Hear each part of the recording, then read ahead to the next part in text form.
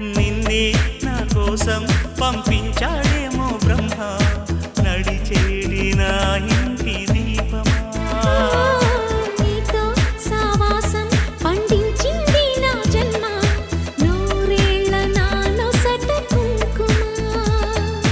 వెచ్చని శ్వాసల యౌవన గీతికి పల్లవి నువ్వంట, పచ్చని ఆశల పువ్వుల తీగకి పందిరి నీ జంట. మనవిగి కౌగిలి తన కోవెలని కొలువుండి పోవాలని చేరింది ప్రేమ.